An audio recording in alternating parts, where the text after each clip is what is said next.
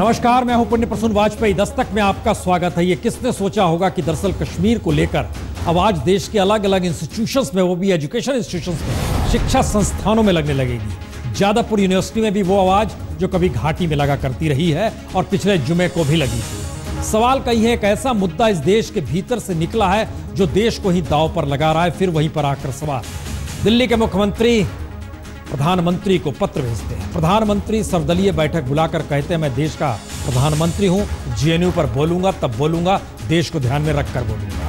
Left अपने रास्ते निकल चुका है। कांग्रेस के नेता असम में इस बात की जानकारी दे रहे हैं दिल्ली में क्या हो रहा है। और इन सब के बीच दिल्ली के पुलिस कमिश्नर से जब सवाल पूछे जाते हैं तो कैसे जवाब आते हैं। हम इन्वेस्टिगेशन कर रहे हैं। इन्वेस्टिगेशन हमारी सरगर्मी से चल रही है। जब कंप्लीट हो जाएगी हम आपको हर चीज के बारे में खबर देंगे। सर, जो पत्रकारों की पिटाई वहाँ पे हुई है कल कोर्ट में, उसके बारे में कोई एक्शन ले रहे हैं? उसमें हमने एक एफआईआर दर्ज की है, उस पे उसकी सरगर्मी से इन्वेस्टिगेशन हो रही है और जैसे ही उसमें फर्दर प्रोग्रेस होगी मैं आपको जानकारी दूंगा।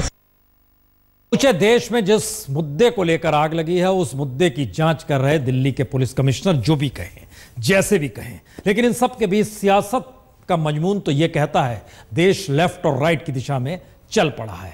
लेकिन उससे कहीं ज्यादा मुश्किल यह हो गई है कि दरअसल कल तक जो स्थितियां थी आज कैसे बदल जाती, और आने वाले वक्त में भी हो सकता है कि वो स्थितियां बिल्कुल नए सिरे से बदल जाए और फिर उसके बाद फिर वो स्थिति भी ना रहे। देश मौजूदा वक्त में क्या है, इस तरीके से चल रहा है। भरोसा ना हो तो जरा रिपोर्ट देखिए। I will urge everybody in Delhi to remain alert. यह बीते 8 महीने का सच है। कभी आईएस का खतरा तो कभी पाकिस्तानी आतंकी संगठन जैश-ए मोहम्मद का खतरा, कभी लश्कर का खतरा, कभी इंडियन मुजाहिदीन का खतरा। आतंकी हमलों के बीच ही खतरे का जिक्र बार बार केंद्र सरकार ने किया, दिल्ली पुलिस ने किया और सूत्रों से खुफिया एजेंसियों ने भी चेताया कि देश के दुश्मन कभी भी आतंकी हमला कर सकते हैं। और बीते 8 महीनों में हर बार या कहीं 8 बार से ज्यादा बार हाई अलर्ट जारी किया गया और सरकार ने भी बताया कि खतरा तो है। उन इन्फॉर्मेशंस के आधार पर भी कुछ कदम पहले हम लोगों ने न उठा लिए होते तो मैं समझता हूं कि कोई बहुत बड़ी वारदात हो सकती है। लेकिन झटके में जेएनयू में लगते ये नारे देश के लिए सबसे बड़ा खतरा बनकर उभरे और बीते 8 महीनों में बार बार जिस तरह आतंकी हमले की दहशत में देश था, उससे उसे मुक्ति मिली और आतंकी हमले के लिए सबसे ज्यादा निशाने पर रहने वाली दिल्ली में भी सारी नजरें जेएनयू में लगते नारे पर ही जा टिकी।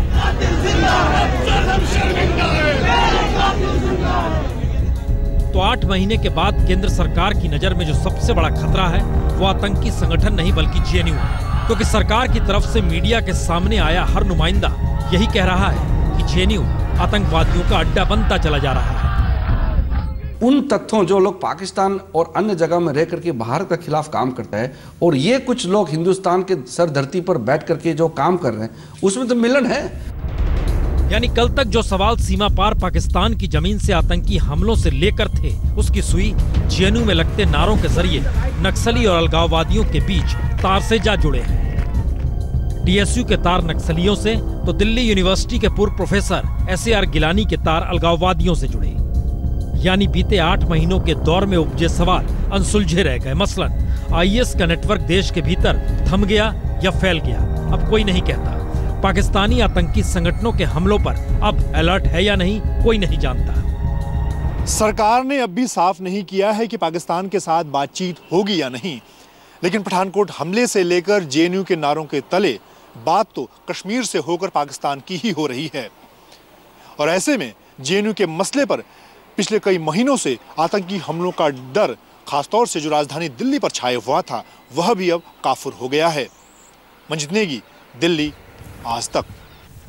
यकीनन आप कह सकते हैं दिल्ली इस दौर में सुरक्षित है, देश सुरक्षित है, कोई आतंकी हमला नहीं होगा, क्योंकि जो नारे लगा रहे थे वो सरकार की गिरफ्त में है, पुलिस प्रशासन की गिरफ्त में है। और पुलिस ने जो रिपोर्ट तैयार की है उसमें 100 लड़कों का जिक्र किया है। हालांकि गिरफ्तारी उंगलियों पर गिनने वाले चंद लड़कों की जरूर हुई है, लेकिन 100 लड़के कब तक गिरफ्तार होंगे, किस रूप में होंगे, इंतजार करना होगा। लेकिन आइए दोबारा लौटिए लेफ्ट राइट।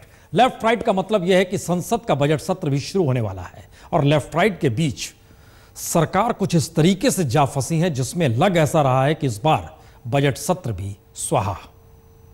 पार्लियामेंट सेशन में प्रधानमंत्री जवाब दें कि उनका रवैया क्या है क्या ये देश ऐसे ही चलता रहेगा? क्योंकि मैं समझता हूं कि हिंदुस्तान के इतिहास में इतनी जल्दी किसी सरकार की गिरावट नहीं हुई जितनी ये सरकार की हुई। हम राहुल गांधी से यह पूछना चाहते हैं कि क्या वो उन व्यक्तियों के साथ आप हैं जो देश को फिर पार्टीशन करना चाहते हैं और सिर्फ एक नहीं कई बार करना चाहते हैं? तल्खी सिर्फ शब्दों में नहीं बल्कि जेएनयू मसले को लेकर टकराव के दायरे में समूचा देश ही क्यों ना आ जाए, इस पर भी कोई पीछे हटेगा ये कहना मुश्किल है, क्योंकि प्रधानमंत्री मोदी संसद में भी जेएनयू पर चर्चा के लिए तैयार है और कांग्रेस जेएनयू के जरिए मोदी सरकार के गवर्नेंस पर भी उंगली उठाने से चूक नहीं रही। हर कॉलेज में आरएसएस का वाइस चांसलर बैठाया जा रहा है और जो स्टूडेंट्स का एक्सप्रेशन है, जो उनके दिल की बात वो बोलना चाहते हैं, उसको दबाया जा रहा है। कुछ लोग ने सुझाव दिया वो पुलिस नहीं जाना चाहिए, पुलिस नहीं जाना चाहिए तो कुछ हो गए तो उसके लिए कौन जिम्मेदार है? ये सब विषयों के बारे में खुलकर पार्लियामेंट में चर्चा करेंगे ना, संकोच करने की जरूरत नहीं है। तो संसद का बजट सत्र तो जेएनयू हंगामे में स्वाहा होगा, लेकिन पहली बार सवाल संसद के बजट सत्र के चलने या ना चलने से कहीं आगे जेएनयू के मुद्दे तले चुनावी राजनीतिक समीकरण देखने के संकेत का है। राहुल गांधी असम में भी जेएनयू मुद्दे तले संघ परिवार को निशाने पर लेते हैं और जेएनयू के दरवाजे पर हिंदू संगठनों की नारेबाजी राष्ट्रवाद के हिंदुत्व पक्ष को मजबूत करती है। जेएनयू में पहले पुलिस आई, राहुल गांधी आए, लेफ्ट के नेता आए और एक के बाद एक हिंदू संगठन यहां आकर नारे बुलंद कर रहे हैं। जेएनयू के भीतर इस विवाद को लेकर दो फाड़ हैं, ये बात साफ दिखती है। लेकिन इस सारे हंगामे के बीच दो महत्वपूर्ण सवाल हैं जिनका कोई भी साफ साफ जवाब देने को तैयार नहीं है। पहला सवाल ये कि क्या कन्हैया ने सचमुच देश के खिलाफ नारे लगाए, और दूसरा सवाल ये कि कन्हैया के अलावा जिन लोगों ने देश के खिलाफ नारे लगाए थे और जिनकी पुलिस पहचान कर चुकी है, वो अभी तक गिरफ्तार क्यों नहीं हुए हैं। दरअसल देशभक्ति या देशद्रोह का सवाल जेएनयू से कहीं आगे सियासत टटोलने निकल चुका है और साल भर पहले यूपी के चुनाव को लेकर जिस लकीर पर तमाम राजनीतिक दल चल निकले हैं, उसका पहला असर तो आज मुजफ्फरनगर उपचुनाव के परिणामों में झलक गया। मुजफ्फरनगर में लकीर खींची तो बीजेपी जीती, क्योंकि वहां Muslim vote bank Hindu vote bank के सामने कमजोर थी। यानी कुल 2,88,000 मतदाताओं में से 1,30,000 मुस्लिम और बाकी 1,58,000 हिंदू। मुजफ्फरनगर ने शुरुआत दी है और 2017 का आगाज है। तो क्या ये कहा जा सकता है कि जातीय समीकरण से इतर धर्म के आधार पर वोट का बंटना बीजेपी के लिए अनुकूल है, या फिर कांग्रेस मुस्लिम तुष्टीकरण के जरिए अपना वोट बैंक बनाए रखना चाहती है? ये सवाल इसलिए क्योंकि मौजूदा वक्त में शेयर बाजार नीचे है, डॉलर ऊपर है, एक्सपोर्ट सबसे नीचे है, रोजगार गायब है।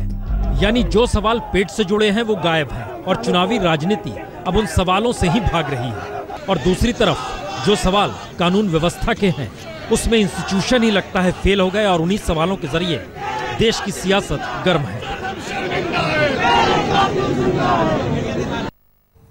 बीजेपी आज खुश है। बीजेपी के अध्यक्ष अमित शाह भी खुश है। 11 उपचुनाव में से 8 सीटों पर कब्जा किया, उसमें भी मुजफ्फरनगर की सीट पर भी जीत मिली है। खुश होना वाजिब है, लेकिन सवाल ये नहीं, जब सरकार आपकी, पार्टी आपकी सत्ताधारी, राष्ट्रीय तौर पर जो भी आप कहेंगे उसका असर सरकार चलाने पर पड़ेगा। और यह असर क्या हो रहा है, जरा इस एक्सक्लूसिव रिपोर्ट में देखिए। बीजेपी अध्यक्ष अमित शाह ने राहुल गांधी पर निशाना साधा और 24 घंटे के भीतर ही तय हो गया कि संसद का चलना मुश्किल होगा।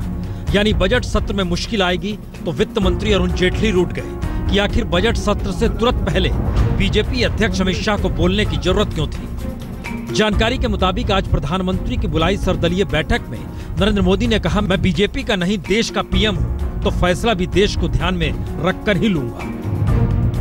दरअसल चर्चा जेएनयू को लेकर शुरू हुई थी और गुलाम नबी आजाद ने जेएनयू को लेकर सीधा सवाल कल दिए गए बीजेपी अध्यक्ष के बयान पर उठाए और बाहर आकर भी संकेत दे दिए कि टकराव के बीच संसद में सहयोग का सवाल कहां फिट बैठता है। कांग्रेस की पॉलिटिकल पार्टी हो या दूसरी पॉलिटिकल पार्टी है, उनके लीडरों को अगर आप उन पे अटैक करें, उनको बदनाम करेंगे और ये कहेंगे उसका रिफ्लेक्शन पार्लियामेंट की फंक्शनिंग पे नहीं हो, क्योंकि उन्हीं पार्टीज को से तो ये हमारे एमपीज बिलोंग करते हैं, तो उसमें भी गवर्नमेंट को रेस्ट्रेन करना चाहिए। They should restrain themselves. और इसी अंदाज में सीपीएम नेता येचुरी ने भी मोदी सरकार पर सीधा वार कर दिया। पूछेगा क्या? सरकार कोई और नौबत नहीं छोड़ रही है हम पे। सरकार जिस तरीके से काम करवा रही है सरकार की निगरानी में। और जानकारी के मुताबिक इसी के बाद वित्त मंत्री अरुण जेटली इस बात से रूठ गए कि बीजेपी अध्यक्ष अमित शाह को संसद के बजट सत्र से ऐन पहले सोशल मीडिया पर लिखने के बाद प्रेस कॉन्फ्रेंस कर कैमरे पर बोलने की जरूरत क्यों पड़ी। मैं श्री राहुल गांधी जी को पूछना चाहता हूं कि अभिव्यक्ति की आजादी के नाम पर आप देशद्रोही गतिविधियों का समर्थन करते हैं। तो आज सर्वदलीय बैठक के बाद अरुण जेटली ने शिकायत प्रधानमंत्री मोदी से भी की कि बजट सत्र में तो विपक्ष के सहयोग की जरूरत पड़ती है। यानी पहली बार बीजेपी तेवर में आई तो मोदी सरकार के लिए संसद में मुश्किल आ रही है और टकराव अपनों के बीच अपनों को लेकर ही हो रहा है। और जाहिर है इसमें हालात कौन सुधारेगा या कौन पटरी पर लाएगा? संघ परिवार। तो कहीं ना कहीं उस तक भी ये बात पहुंच रही है कि जनाब कहीं ना कहीं स्थिति को अनुकूल कीजिए। हालांकि बीजेपी कहती है पार्टी हम चलाएंगे। सरकार की मुश्किल यह है कि पार्टी अगर उस दिशा में बढ़ेगी जहां टकराव बढ़ेगा तो फिर संसद कैसे चलेगी। लेकिन बहरहाल इन सब के बीच जरा सा हम आपको दूर लिए चलते हैं आज, क्योंकि एक तरफ छोटे छोटे गाँव से शहरों से बच्चे निकलकर दिल्ली पहुँचना चाहते हैं, यहाँ शिक्षा लेना चाहते हैं। लेकिन दिल्ली में जो हो रहा है, दिल्ली के जरिए पूरे देश के तमाम इंस्टीट्यूशन में जो हो रहा है, जो तमाम शिक्षण संस्थानों में हो रहा है, वो हर कोई देख रहा है। तो आज हम आपको एक स्कूल दिखलाते हैं, आदिवासियों का स्कूल, शहर बैतूल। जेएनयू में पढ़ाई लिखाई ठप है तो जेएनयू से 1000 किलोमीटर दूर बैतूल के शासकीय स्कूल में पढ़ने वाले आदिवासी बच्चे पढ़ाई के लिए दिन रात एक किए हुए हैं। जेएनयू की चिंगारी को आग को सोशल मीडिया ने बदला। तो बैतूल में सोशल मीडिया के जरिए ही अब बच्चों को पढ़ाया जा रहा है। जी, दिल्ली से दूर सुदूर गांव या छोटे शहरों में भी पढ़ाई लिखाई किस जद्दोजहद से करते हुए बच्चे आगे बढ़ते हैं, उसकी एक तस्वीर है। पहले बच्चे अपना सेपरेट पढ़ते थे तो कोई कमज़ोर बच्चे रहते थे, वो अपनी प्रॉब्लम शेयर नहीं कर पाते तो ना उन्हें क्लियर कर पाते थे। पर अभी बच्चे सब शेयर कर पाते हैं, एक दूसरे से पूछ पाते हैं और सभी को सारे कॉन्सेप्ट क्लियर हो जाते हैं। इससे उन्हें भी पढ़ाई में मदद मिल रही है और वो भी आगे बढ़ रहे हैं। जी, पहले तो नहीं पढ़ाते थे मगर अभी अच्छी पढ़ाई चल रही है।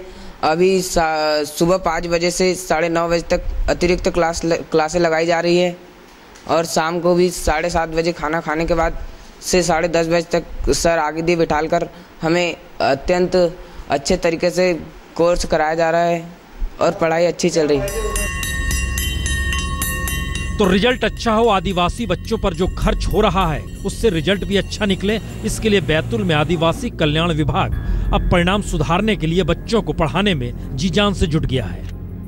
पिछले साल कुछ रिजल्ट देखा है कि बहुत खराब रहा है। इसी कारण हमारे सहायक आयुक्त महोदय के निर्देशानुसार हम लगातार बच्चों को अध्यापन कार्य करवा रहे हैं कि इस साल हमारे जिले का रिजल्ट अच्छा बने।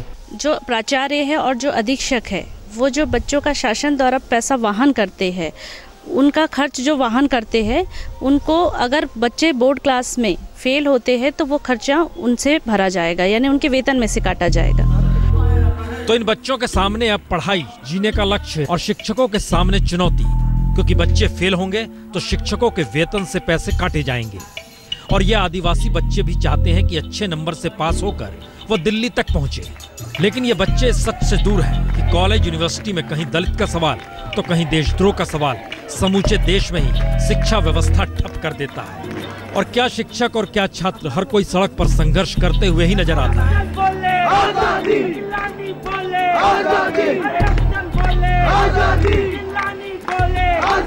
बैतूल से राजेश भाटिया के साथ आज तक ब्यूरो। जाहिर है ये ऐसे सवाल हैं जिस दिशा में सरकार को सोचना है, प्रशासन को सोचना है, माँ बाप को सोचना है, बच्चों को भी समझना देखना होगा, क्योंकि शिक्षा व्यवस्था के भीतर राजनीति का घालमेल अगर होगा तो दिशा बिगड़ी हुई है। जेएनयू कुछ बदला नहीं है। जेएनयू में पहली बार नारे इस रूप में नहीं लगे हैं, लेकिन अंतर सत्ता का भी होता है और समझने का भी होता है। हम क्यों कह रहे हैं इस बात को, जरा इस रिपोर्ट को देखिए।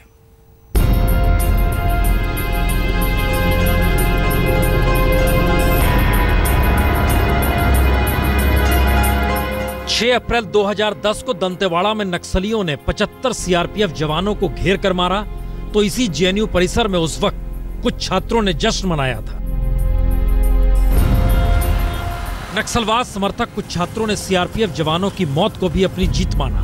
और जश्न में नक्सलवाद के समर्थन और देश विरोधी नारे लगाने से नहीं चूके। उस वक्त सरकार ने जेएनयू में पुलिस नहीं भेजी। अलबत्ता 3 हफ्ते बाद उस वक्त के गृह मंत्री चिदम्बरम खुद एक कॉन्फ्रेंस में हिस्सा लेने जेएनयू पहुंचे और उस वक्त विषय था लोकतंत्र के लिए नक्सलवाद एक खतरा। चिदम्बरम ने छात्रों को भरसक समझाने की कोशिश की क्यों ऑपरेशन ग्रीन हंट जरूरी है, लेकिन चिदम्बरम को हूट किया गया, काले कपड़े दिखाए गए। लेकिन तब सरकार ने छात्रों की गिरफ्तारी के बजाय बहस का रास्ता चुना। I was the first minister of this government to say we are ready for talks. और कई नक्सली प्रदर्शनकारी तो चिदम्बरम के उस बयान से क्लीन बोल्ड हो गए जब विरोध में सामने खड़े एक छात्र से चिदम्बरम ने कह दिया, आइए मेरे दफ्तर, वहां कॉफी पीते हुए बात करते हैं। इस बार न छात्रों को समझाने की कोई बात और न ही बहस का कोई मंच, बल्कि सीधे कार्रवाई। तो सवाल कई है, मसलन क्या जेएनयू ने बाकी मुद्दों से ध्यान हटा दिया, ऐसा हर कोई मान रहा है, वो सही है? क्या छात्र राजनीति के जरिए सियासत साधने की तैयारी हो रही है, या फिर जेएनयू सरीखे संस्थानों को बीजेपी अपने दौर में फिट नहीं मानती? एंटी नेशनल स्लोगन और कश्मीर की आजादी की स्लोगन नारे उन्होंने पहली बार सुने हैं। 3 साल पहले मैं सुना और पिछले 3 सालों से मैं सुनता आया हूं, पर एक्शन पहली बार हुआ। एक्शन लिया गया है इस दौर में, और इन सब के बीच देश भर में कदमताल हो रही है लेफ्ट राइट को लेकर संघर्ष और आंदोलन के जरिए। एक दूसरे के खिलाफ छात्र भी खड़े हो गए हैं और शिक्षण संस्थान भी लगता है ऐसे बट से गए हैं। और इन सब के बीच गीत सुनिए। कितने बाजू कितने सर, कितने दुश्मन ध्यान से, कितने बाजू कितने सर, कितने दुश्मन ध्यान से, हारेगा वो हर बाजी जब खेले हम जी जान से, हारेगा वो हर बाजी जब खेले हम जी जान से।